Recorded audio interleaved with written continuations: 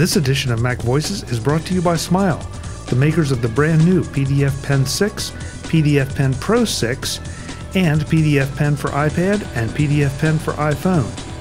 Find out more about all the flavors of PDF Pen at smilesoftware.com.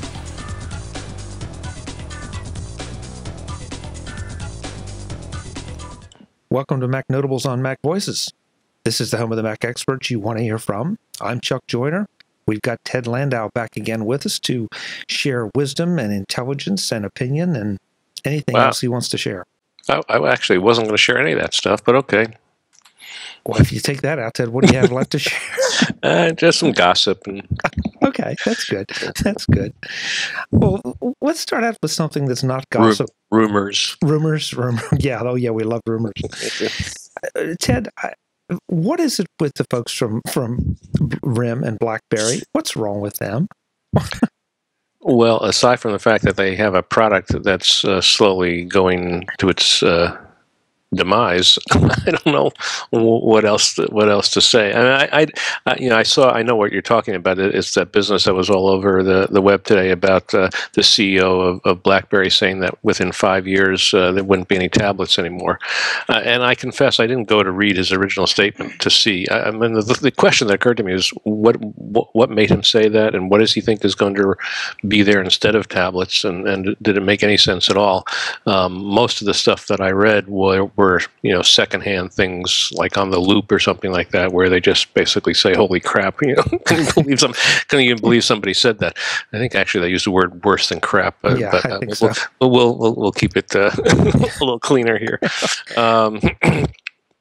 And so, yeah, I mean, I did read one or two brief articles that just described it, but I don't know what he was thinking. What can I say? I mean, yeah, it's possible that there won't be tablets in 5 years. It's possible there won't be PCs in 5 years. It's possible the world won't be here in 5 years. I guess anything is possible, but it certainly doesn't seem to be heading that way. If anything, it looks like tablets are on the rise, with Apple selling more of them each year than the year before, and other competitors, gaining on them as well. So I don't know. What do you think?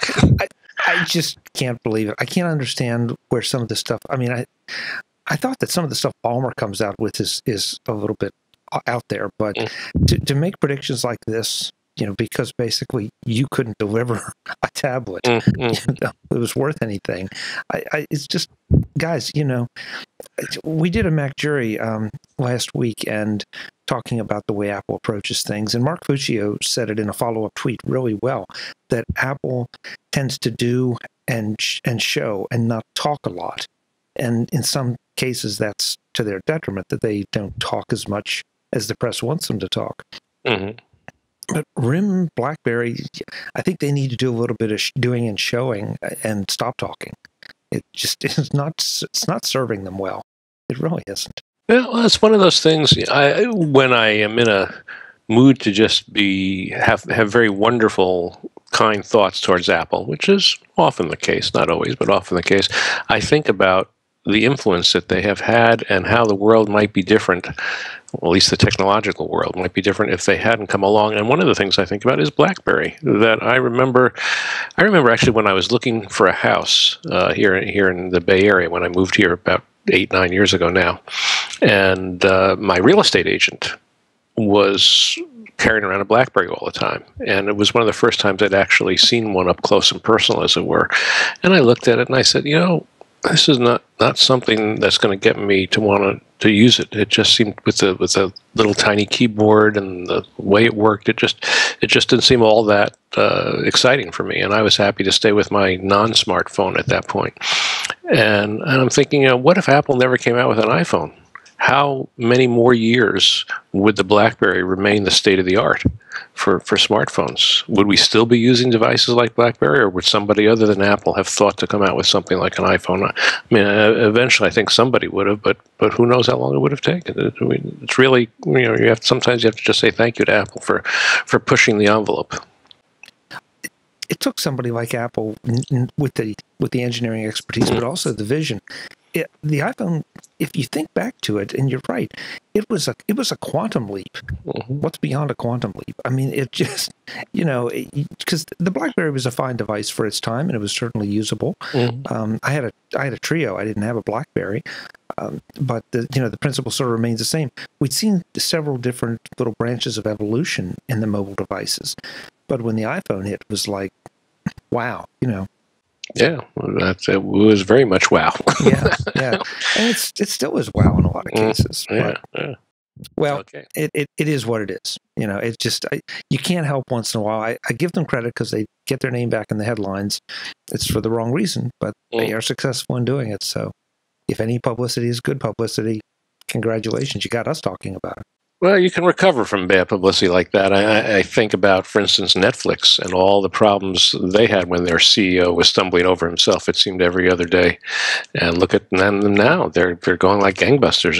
Their stock, if it's not as high as it's ever been, has certainly recovered an incredible amount from the low point, and the company's looking fantastic. So, yeah. Your CEO can say some stupid things and you can still come back, but I don't see that as the future for BlackBerry. No, because Netflix underneath had a great idea, and they may have gotten a little arrogant, but they seem to be, have a sound model.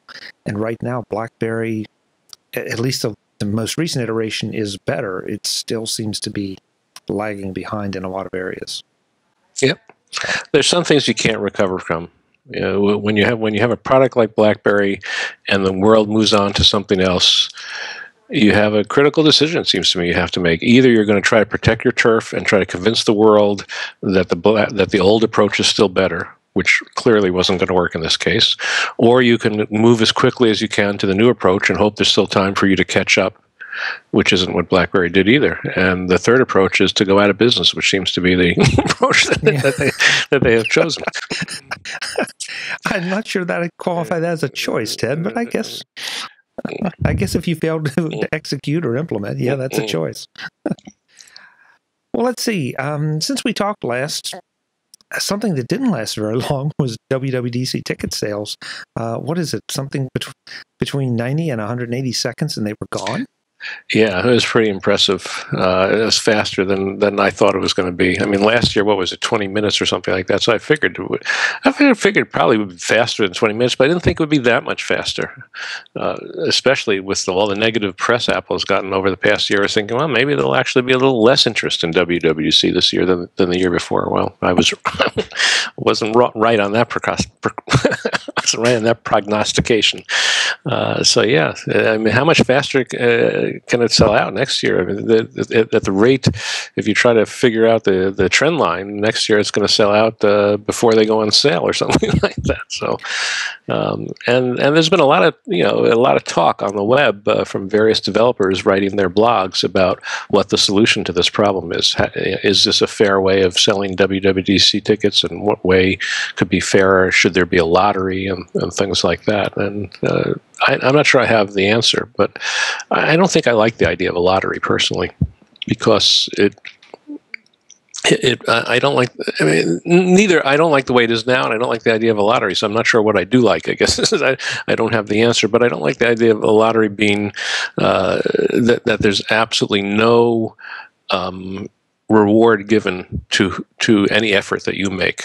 There could be 500,000 developers, say, I don't think there are that many, but just to pick a wild number, and 5,000 of them are going to get to go to WWDC. Not all of them even want to go, I suppose, but still, just to pick them at random like that, I don't think I would personally like that idea. But having to compete to be one of the people that gets one in the first minute doesn't seem very appealing either.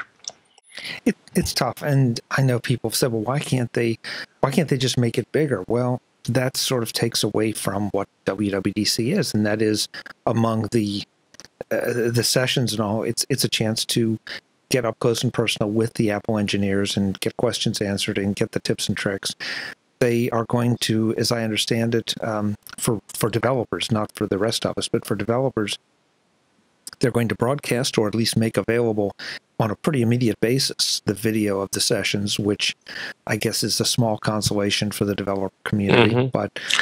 And didn't I see something go by today that they're talking about doing a WWDC like roadshow kind of thing? Yeah, both. They're doing both those things. You're absolutely correct. They are making the videos available to registered developers, to be clear. It's not like anybody can see these videos, but if you're a registered developer, you will be able to see the videos almost in real time, like probably about as fast as those media event keynotes become available, like later in the day. You can see it, or the next day at the latest, which is great. So it used to be you'd have to wait weeks or months as a developer before they became available. And the other thing, right, I don't know exactly what those roadshows are going to be. I did attend a couple of those roadshows that they had a few years ago. I think they had one for Line that I attended. I'm trying to recall what it was. I think it was Line. And they were interesting. They're not a substitute for WWDC, but they're certainly better than nothing. And it shows, I think, that Apple recognizes that there's a problem and is making some effort to address it. The whole thing just, I've said this before, it just points to the fact that Apple's doomed and they're going out of business by next year. That's right. They're clearly well, they make tablets, so they're obviously doomed. Yeah, no interest in this company at all. That's right. I will tell you, I'm actually going to WWDC. This will be the third time I think I'm going, and I almost feel bad about it because I'm really not a proper developer. So in some sense, I am taking someone else's seat, and I gave that some thought. On the other side, this is the last year that I'm ever going to make an effort to go to WWDC. As we've talked about in a couple of previous shows, I think I'm slowly moving towards some form of retirement, and this year is a particularly significant year in my shift towards retirement. And one of the things that I'm going to do is never even attempt to go to a WWDC after this year, and it's certainly expensive, and among other reasons. But I thought I'd give it a try this year, and so when it got to be 10 o'clock, I zoom and entered my stuff to go. And then before I clicked that last button, I hesitated and I said, do I really want to spend the money? It's not that critical. Do I really want to, prevent someone else from going? And so I sat around for like a minute, or close to a minute. Seems it must have been a little less than that, or it probably wouldn't have happened. And thinking, okay, I've waited long enough, but I'm going to give it a try. The people who were going to try in the first few seconds have already tried it, and I'm not going to stop them from going. So I hit the button, and it said I was too late. WWDC had already sold out. So I said, okay, that's pretty much what I expected, and so be it. I just saved myself $1,600. Great. And then I go out, run some errands, come home, and my wife says, you got a voicemail message from Apple saying that you can go to the WWDC. After all, that even though you got that sold out thing, that they actually probably weren't sold out at that point, and I guess I somehow was one of the people that made it fast enough in any case. So I took that as a sign from some technological god that I was supposed to go, and so I decided to go. Great. Mm-hmm. I want to rewind there for just a second, and it's something that I forgot to mention, and a lot of people don't seem to know it because it doesn't seem to be generally talked about, and that is the WWDC tickets are $1,600, and that doesn't include travel. That doesn't include room and food. I mean, this is not an inconsequential thing for a developer to try to go to or to attend, and it's sold out in 90 to 180 seconds. Yeah, it's quite impressive. Yeah. Absolutely, it really is. Well, great. Well, gee, we'll get the insides. Well, that's right. You can't talk about it because you're under NDA. That's right. All right. Well, but I'll tell you. Okay. You just won't be able to tell anybody. Okay. So when we talk about it, folks, there'll just be a big block of silence in the show. Right. We'll talk about it on a show, but no one will listen.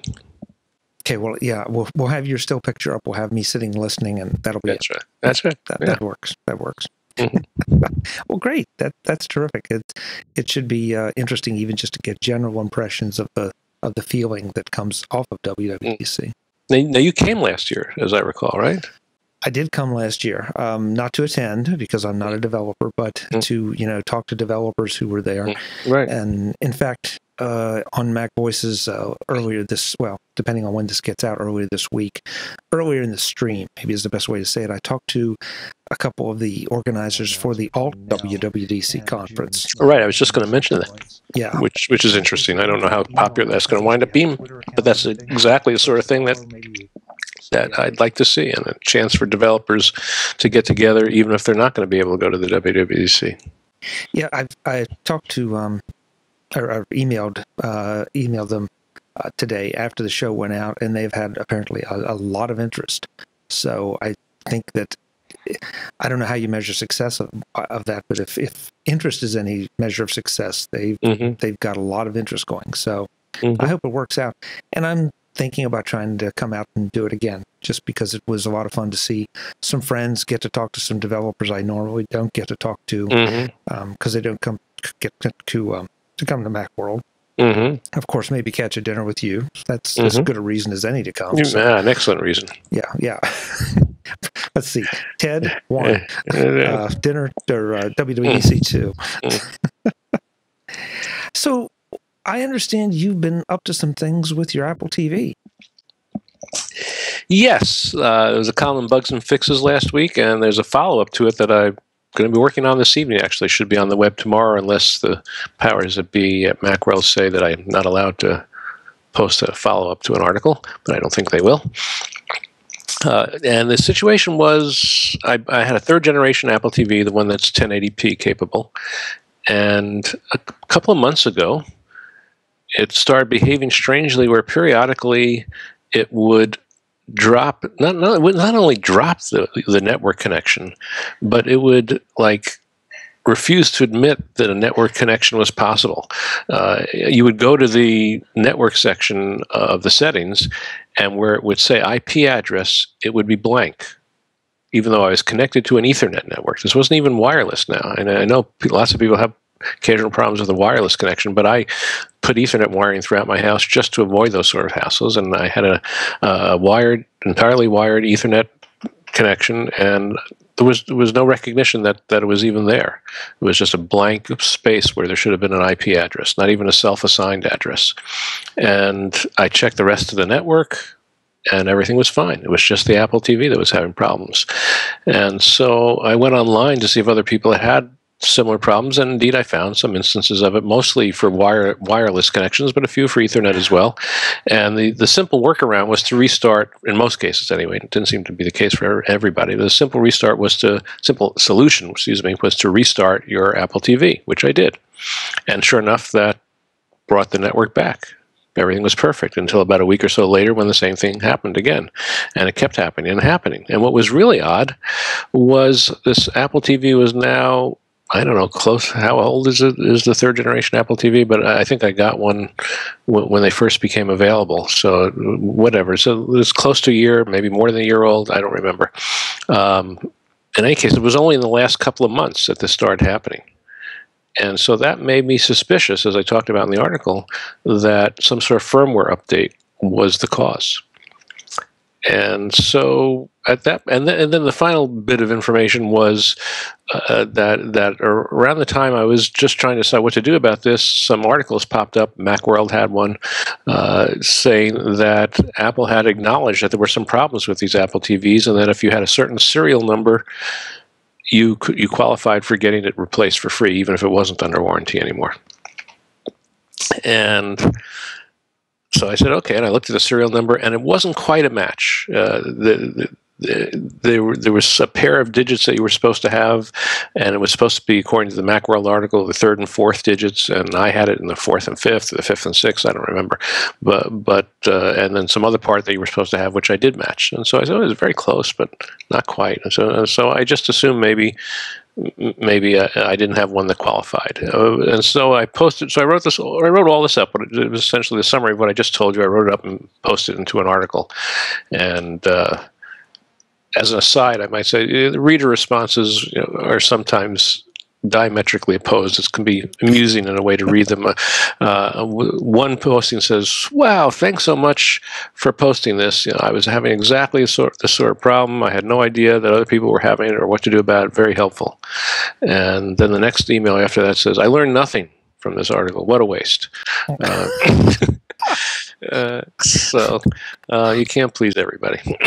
But in any case, so I posted the article, and a couple of the readers pointed out that they thought the original Macworld article that described what I needed in the serial number to qualify for a exchange was an error, and that actually my Apple TV serial number was one that would qualify for a replacement. So at that point, I scheduled an appointment with the Apple Genius, went down to the Genius Bar, and said, here it is, and here's the problem I'm having. I think this is eligible for a replacement. They checked it out, and yes, it was. So I got a brand new Apple TV. And I'm glad I read the comments to my own article, as it turns out, or I might not have bothered. And so in the course of talking to them, I said, well, what exactly was the problem? Why did this happen, and how is the new one different? And they said, the person I spoke to said that he believed that it was an error that got introduced during a firmware update that they couldn't fix by a further firmware update. And so the only way to fix it was to get a new Apple TV.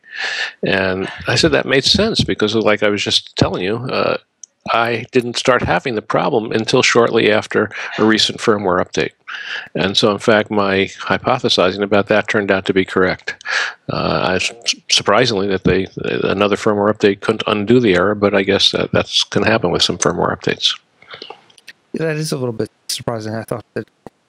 I would have thought that there would have been a way to reset, even if you had to reset the Apple TV the whole way back to factory and then apply yet another firmware update. There should have been something, but I guess not. Obviously not. Yeah, well, it's possible that the Apple Genius could have been wrong. It sometimes happens that they'll say something that they think is the case and it turns out not to be the case. But I don't think restoring to factory settings means that you're going to undo all the firmware changes that have taken place.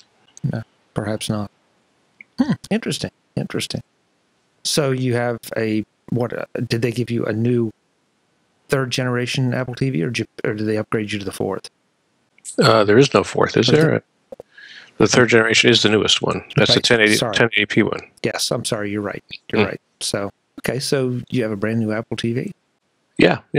They have special ones that are just the Apple TV in a box. No cord, no manual, no fancy packaging like you would get on the shelf or anything like that. Just a brown box. And in fact, they don't even give you the cardboard box. They just take it out of the box and hand you the Apple TV. But I asked him, I said, is this a refurbished one or a brand new one? He said, no, it's brand new. It's just what they use for replacements. Yeah, no reason to go to all that expense with that hassle. You're just going to throw it away anyway.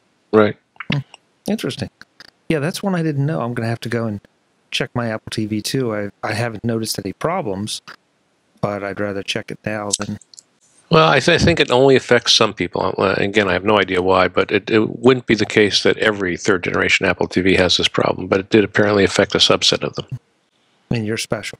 Yeah, it's a certain serial number range. Those are the ones that would be affected. And why? I didn't ask him that. That would have been an interesting question, too. But why those serial numbers were susceptible to the problem, but others weren't, I don't really know.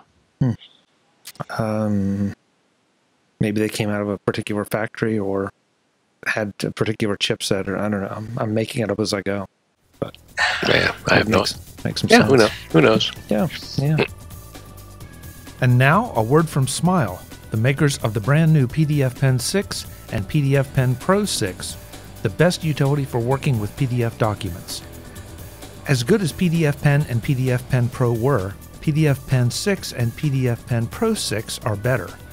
And now, both are even better with the recent update to version 6.0.2. Smile has added the option to toggle autosave in versions, has cut way down on memory usage, respects document permissions for the insert page numbers function, and lots more. And all that is on top of the ability to export PDFs to Microsoft Word, a new editing bar, Retina display optimization, drag and drop to reorder library items. The list just goes on and on.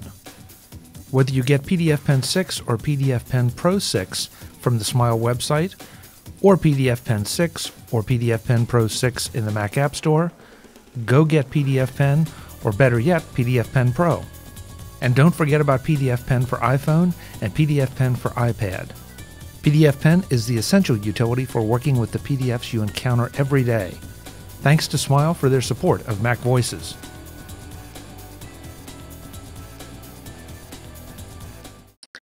Ted, it seems like in our pre-show, we came up with a whole lot of topics that are sort of all dancing around. The next one I have on my list is text entry into iOS that you seem to have some opinions about.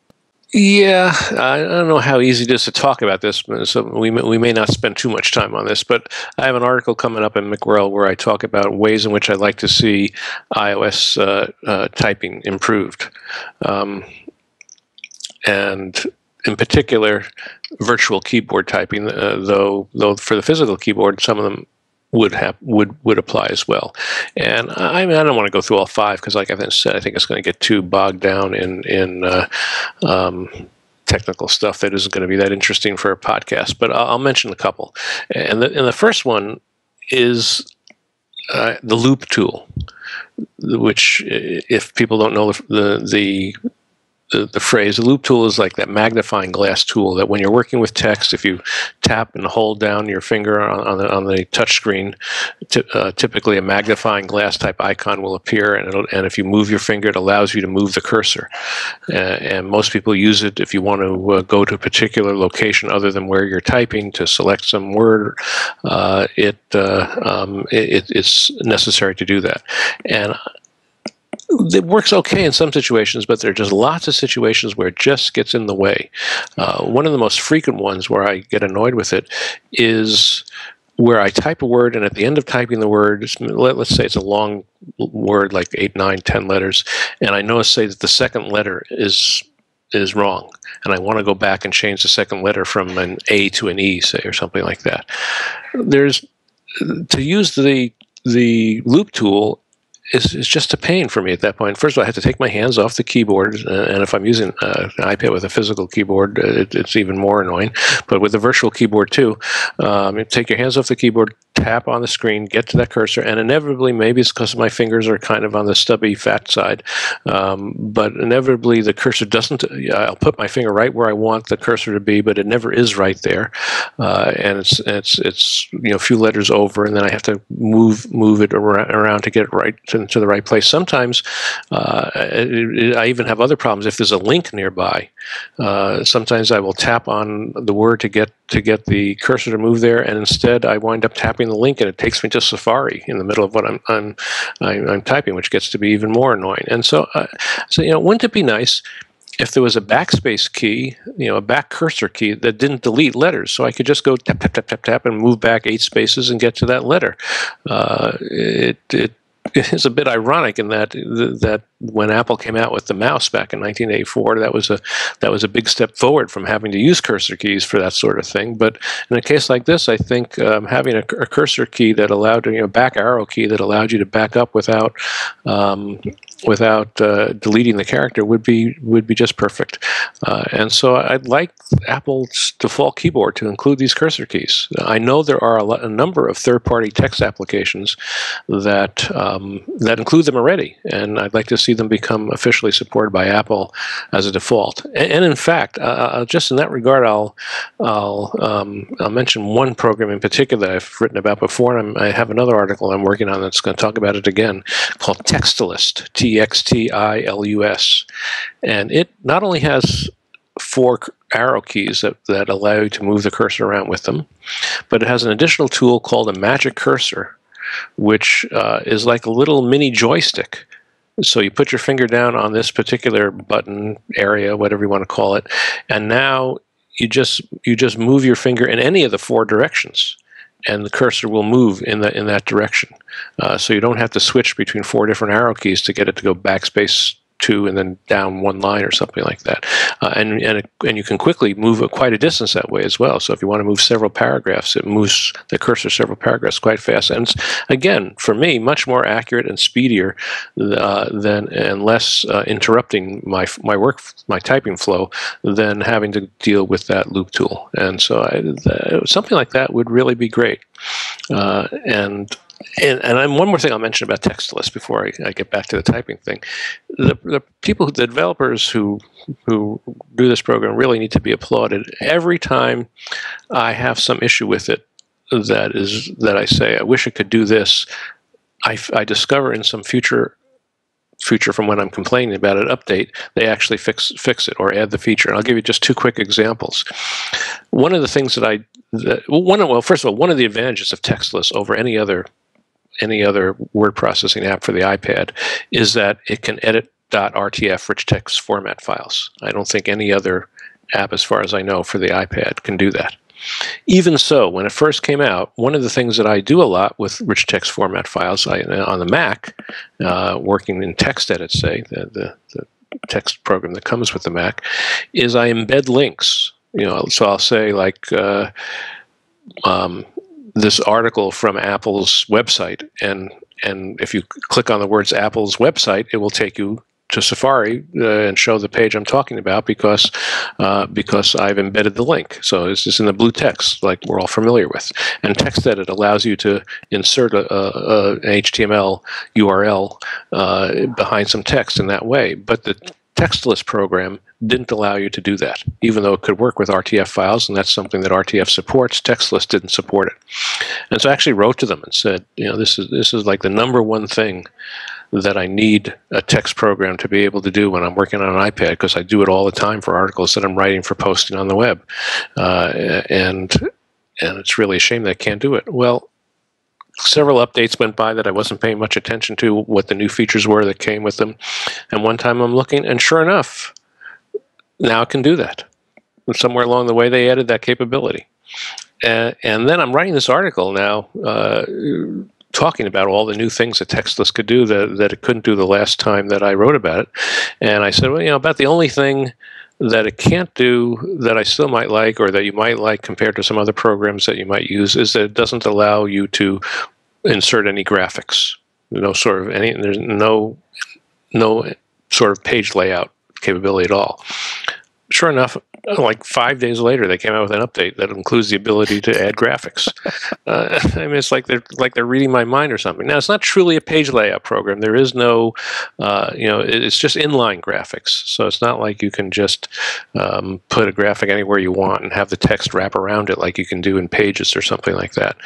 So it's not a true page layout. But if you just want to put a figure in line to the text that you're doing, you can do it now in TextList. So really, it's an amazingly powerful program, and has, getting back to the original thing we were talking about, it has these arrow keys and magic cursor that makes it so I almost never have to use the loop tool when I'm working with TextList, and I consider that a plus. So that's one of the things that I like to see better. To be clear, Ted, TextList is in effect a word processor for the iPad. It's that's its purpose in life. That's its purpose in life. Yeah, I don't think it works on the iPhone or it's just for the iPad. Okay, I'll have to check it out. I'm not familiar with it, but if they're reading your mind and putting in features you want, it sounds pretty good. Mm-hmm. Interesting. Yeah. Yeah, it's funny you say that about the cursor keys. I honestly hadn't thought about that, but you're right. The loop tool, I use it. I find it moderately effective. But there are times, especially on an iPhone screen, that trying to maybe insert the cursor at just the right place to delete a typo can be a little tedious.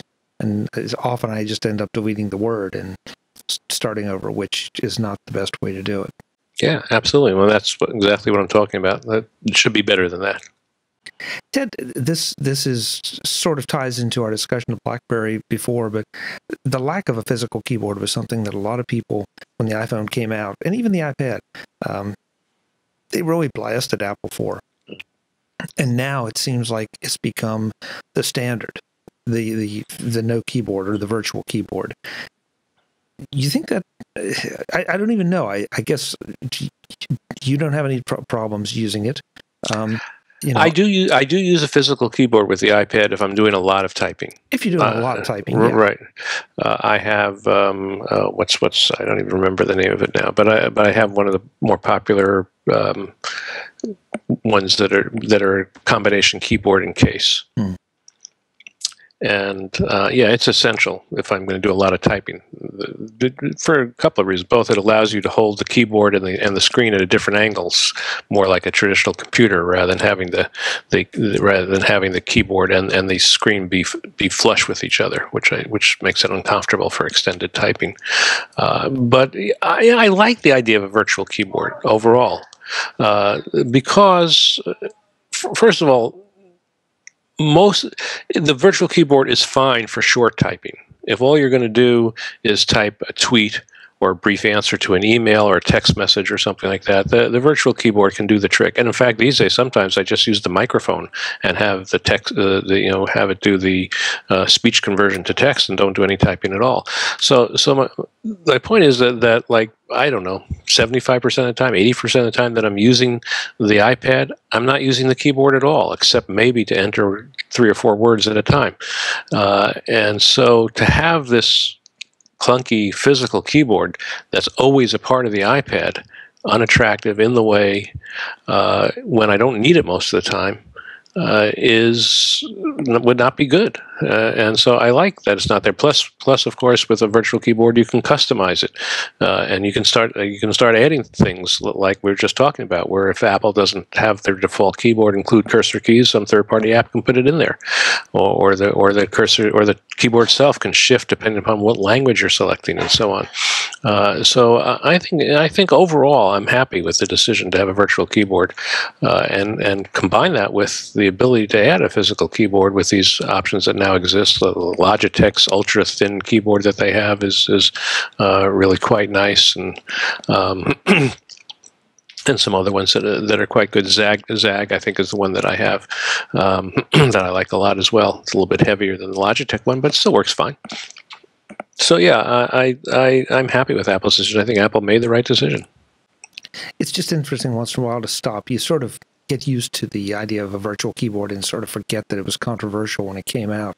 You look at how many times Apple has made those kind of decisions, and they stuck by them. They didn't fold under the pressure, and it ends up being the right decision. You know, I'm sure we can find somewhere the decision had to be reversed or whatever, but they make a lot of right decisions, and most of them are pretty forward-thinking.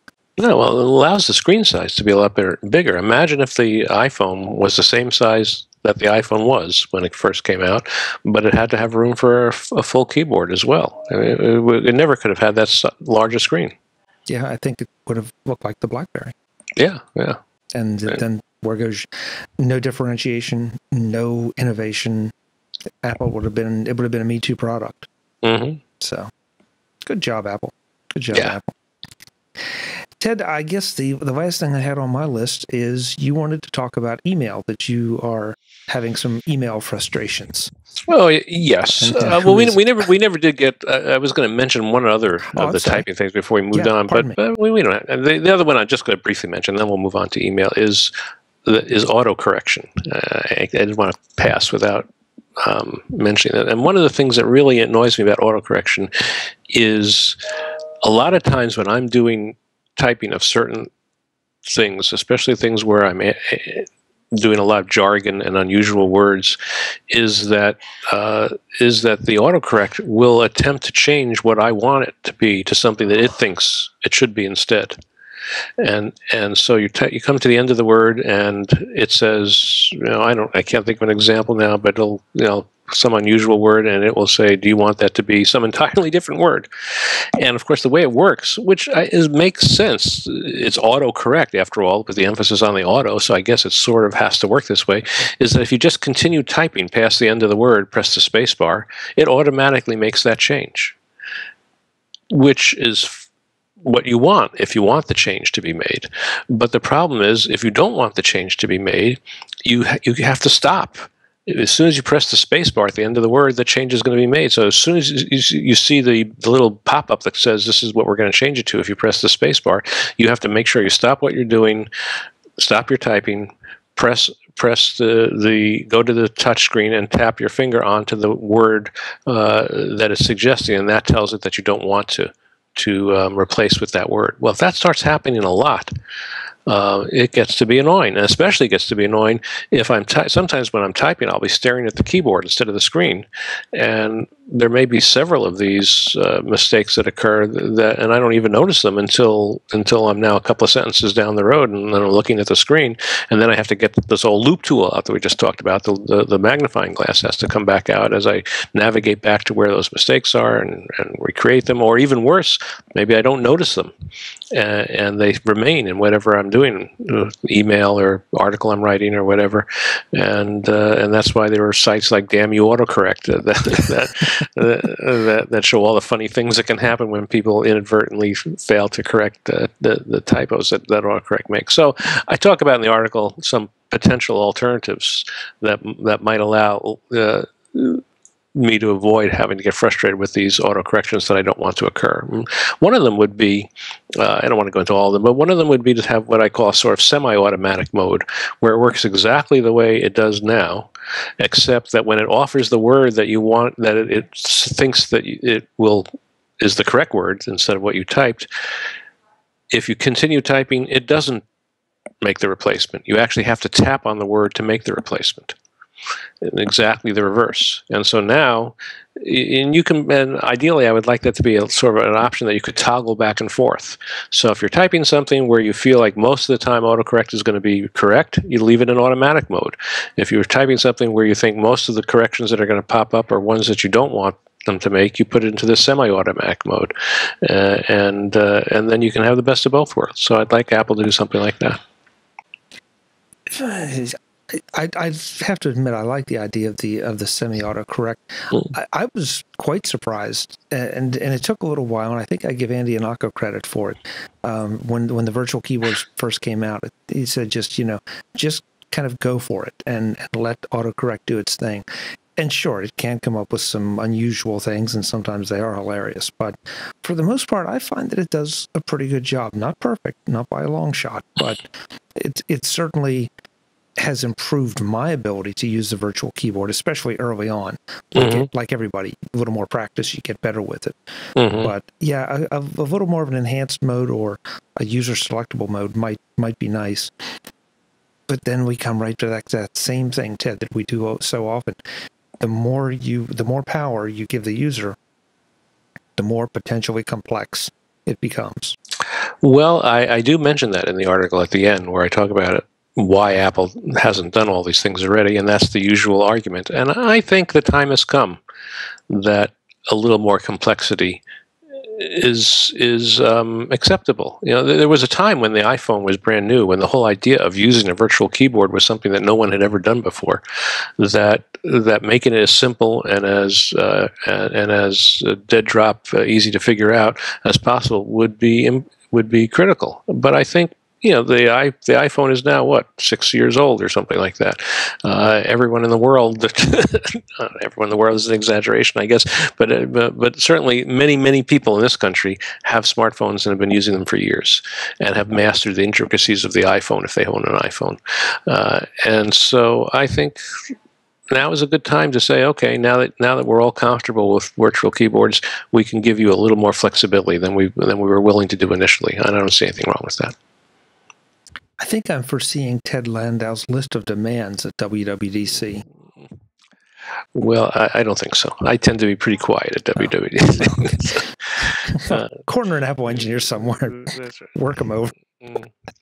Well, I'm sorry, because I didn't mean to jump ahead to the email thing, but I want to make sure we get to it, because I think it's an interesting story. Sure. Interesting problem. Sure. Let's get to it now then. So the deal is, when I first started, well, I don't know when I first started, but many years ago, when I first started using Microsoft Office, and Entourage was the email program that came with it, I started using Entourage as my email program, and I just stuck with it. And when Microsoft Office was updated and they had Outlook instead of Entourage, I imported everything over to the Outlook format, and which was similar to Entourage, and I've continued to use that. In addition to that, I now have several email addresses, as probably many of us do. I have an iCloud address, I have a Gmail address, and I have my own vanity URL email address. You know, I have a tedlandau.com address that I maintain, and you can send email to me to that. And at the time that I first started using the Ted Landau address, it was a POP account only, I believe. They didn't have IMAP support. I think they do now, but I haven't bothered to check. In any case, tedlandau.com, which is the main address that I use for most of my personal email, and a lot of my business email too, for that matter, is a POP account. And I'm increasingly finding, as I use more and more devices, as I'm on my desktop Mac one day, my laptop another day, my iPad a third day, my iPhone a fourth day, or sometimes all four of them in the same day, I find it increasingly frustrating to have a situation where email that gets downloaded to my desktop Mac then never shows up on any of the other devices. And so I'm thinking, and I think I was reading actually an article in Tidbits on using IMAP, and I said, maybe now is the time for me to give up on POP altogether and get everything moving to IMAP. And while I'm at it, there's a lot I don't like about Entourage, Outlook, I guess I should say now. There's a lot I don't like about Outlook. I'd really like to give up on Outlook and move to something else that I like better. And so I'm in the very beginning stages of this, so I really can't tell you what the solutions are to these dilemmas. But the first one thing I thought about was going to Apple's Mail program, which I also use for some other. I use it like for my more minor accounts that I have that I hardly ever need to check the email on. And so I go to Outlook for my major mail, and then go to Apple's Mail for my lesser email. One of the joys of being so technologically immersed is that I have like 6 or 7 email accounts I need to keep track of. But I decided, no, that is what I want to do. And so what I thought I might do was take advantage of Gmail, which I really like a lot. Gmail, and one of the features that Gmail has is this forwarding, where you can forward other accounts to your Gmail account. So I set it up so that my Ted Landau POP account would now forward automatically to Gmail, which is an IMAP account. And so in essence, without having to fiddle with my Ted Landau account at all, I now had all of my Ted Landau email going to Gmail as an IMAP. And it had the added bonus of having now only one email account to have to keep track of. Instead of having to track both my Gmail and my Ted Landau account, I only had to track my Gmail account, and I would get both of them. And if that worked, I was thinking, well, maybe I'll merge others. Maybe I'll merge iCloud into Gmail as well, if this whole thing works. But I'm experiencing some degree of transitional pains, I guess. There's the issue. I'm still using Outlook. I haven't quite shifted away from Outlook. I've decided I'm thinking of shifting to MailPlane, which is this Mac app that allows you to that's specific really for Gmail, and I'm liking that so far. And I'm thinking maybe I'll use MailPlane, but then I really have to make sure that everything goes through Gmail. I have to have iCloud go through Gmail and so on, because if MailPlane is what I'm going to use, then that's the way it has to be. So I'm trying to figure that out. In the meantime, I'm still using Outlook, even though I've now, in theory, solved the IMAP problem. But Outlook doesn't handle the situation perfectly. It seems to get a little confused by all this, and there's some of the emails show up in 2 places, and then I have to delete them twice when I want to get rid of them, which is annoying. And then when I start thinking about completely giving up on Outlook, then I start worrying about, well, what about all the hundreds of contacts I have in Outlook? How easy is it going to be to get them into MailPlane or Gmail or whatever? And so now I'm beginning to research what's involved in doing that. And then there's a big question of what about the thousands of emails that I've saved in local folders in Outlook that I have an Apple folder and a Macworld folder and a user group folder. And I have all these folders that I use to categorize emails. And if I add them all up, I think there's several thousand emails that I've saved over the years that are now in these offline folders. And what's going to happen to those emails if I give up on Outlook altogether? And so it turns out that if you spend many years with a particular email program and decide that you don't want to use that one anymore, it's not an easy thing to give up on. It's a lot of work. When you decide what you want to do for your email, take some time to think about it, because and change it fast if you're not happy with the decision that you make, because once you have several years invested in a solution, getting out of that solution, it's like getting a divorce. The lawyers come out, and and there's all sorts of complicated issues that have to be addressed. Yep, I've been through that scenario twice. Once with Claris Emailer when I moved over to PowerMail, and then PowerMail to Gmail. And I'm sitting here grinning, Ted, because the solutions you're contemplating, or the path you're on, is exactly the path that I took. I folded everything into Gmail, and then I use MailPlane on the Mac to access it. I use the Gmail app on the iPhone and iPad, which is are fine for me. But that's exactly it. I wanted one inbox. I wanted all the accounts, because I too have multiple accounts. Pull them all in there, and a key advantage to me there are a couple key advantages for Gmail. Number one, whatever else you can say about Google, they really know search. So I can search all my email and find things pretty easily. And the second is that, and I'm pretty sure, I haven't used Outlook in a long time. I looked at it briefly and ran. But if you file things in folders, you can only file them in one folder at a time. Gmail lets you use labels as opposed to folders. And so you can label something. It's in effect like putting it in multiple folders, but you never really duplicate things. So those have been two really key features. And of course, just the fact that with IMAP, as with anything, in fact, at dinner tonight, I was triaging mail, looking at some things, reading it, getting rid of it. I come home, open up the Mac. Well, that stuff is already done, because I'm looking through the different devices into, just one place. So I think you're on the right path. I give Adam Angst and Joe Kissel credit for what I did, and I tell you, go and spend a couple bucks and get Joe's email book, Take Control email book. It'll help you through some of the pain. But yeah, your divorce example is perfect, because it's you don't realize how much you live in email. Yeah, absolutely. So I'm glad. We'll be anxious to see, what the attorneys charge you by the time they're finished with you. The fees are racking up right now.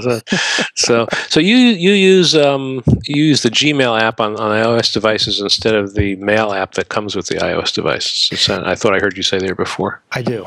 I do. And you like that better? Yeah. There's a lot to be said for the Mail app on the iOS devices, but when that came along, one of the key features, if you remember, after an iteration or two, was the unified inbox for multiple accounts. That's what I've already created in Gmail. Well, yeah, you can do that with the Mail app now too. So yeah, so I mean, I will say that there are times if I'm going to get on a plane and I know I want to triage some mail, that's the one disadvantage to the scenario we're talking about.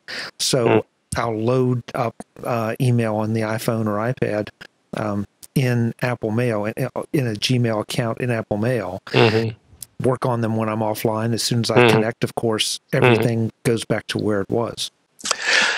I'll tell you, one of the things I'm a little nervous about with IMAP, and that's why I've stuck with POP, and I know it's just going to take getting used to. It's not really a reason not to use IMAP. I had it set so that for my POP account, my Ted Landau account, that when I check my email on my iPad or my iPhone, it would leave the original on the server. And so when I went to my Mac, whenever I got home, all the POP email was still there and got downloaded to Outlook on my Mac. So no matter what I did with the email on my iPhone or my iPad, when I got home, all the email was going to be there. I worry that I will be fiddling with my iPhone and accidentally delete something or do something that I don't want to be done with my IMAP account now. And that means, of course, that when I go home to my Mac, whatever I did on my iPhone will have been done to the account on my Mac as well. And so if I accidentally deleted 100 emails I didn't want to delete, they've been deleted from my Mac as well. There's no, there isn't that security blanket of knowing that no matter how I screw things up on my iPhone, it isn't going to affect my Mac. Now, I know some of these things are, undoable. When you delete things, it doesn't really mean they're gone forever. And so you can correct things, but still, there's a sort of comfort in that security blanket of knowing that I didn't have to worry about how I mess things up on the iOS devices. And I'm going to have to be a little more careful, I guess. Yeah, and using Gmail, I think, if memory serves, I think you either have a couple days or 30 days. Mm-hmm. Yeah, I think it's user definable, actually. Yeah, I was just going to say, I think you can go in, so, even if you delete it.